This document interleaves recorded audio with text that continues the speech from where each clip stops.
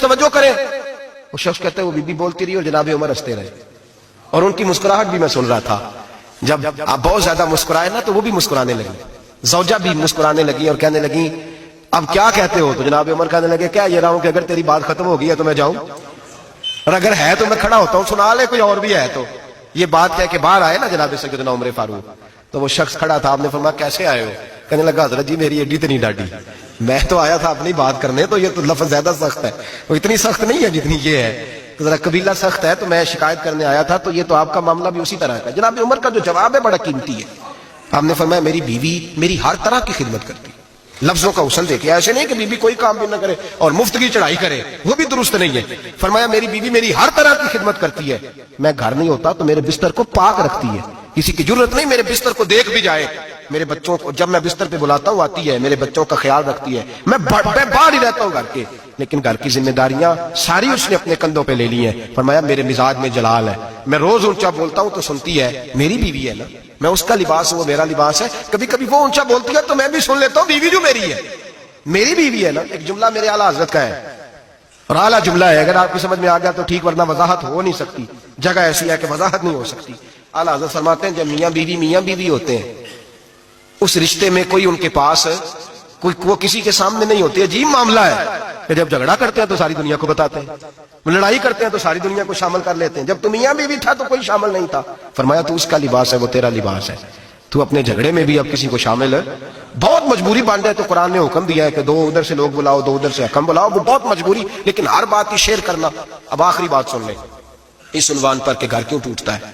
ایک تو یہ کہ حوصلہ نہیں کرتے میاں بیوی, اور جو شاب کہتے ہیں نا میرے اندر کوئی حوصلہ نہیں, وہ پھر اس طرح کریں روزے رکھیں, شادی نہ کریں. اس لیے کہ یہاں تو بہرحال کچھ نہ کچھ حوصلے کی گنجائش ہے, رکھنی پڑے گی, تب یہ نباہ ہوگا, ورنہ یہ ممکن ہے. بڑے بڑے سیانے بندوں کو یہ کام کرنا پڑتا ہے. حضرت ابو الحسن کی بات میں اکثر سنایا کرتا ہوں. بڑی دور سے مرید ملنے آیا تھا, بڑی دور سے, دروازے پہ دستک دی. وہ کہتا میں سینکڑوں میل کا سفر طے کر کے آیا دروازے. اور یہ بات اتنی خوبصورت ہے, مجھے اس واقعے سے اتنی دلچسپی ہے کہ 2 سال پہلے رمضان کا ایک درس تھا, تو ایک صاحب کہتے ہیں میں آپ وہ بات بیان کر رہے تھے تو میں اسٹام لینے آیا تھا ککڑ سے بیوی کو طلاق دینے کا.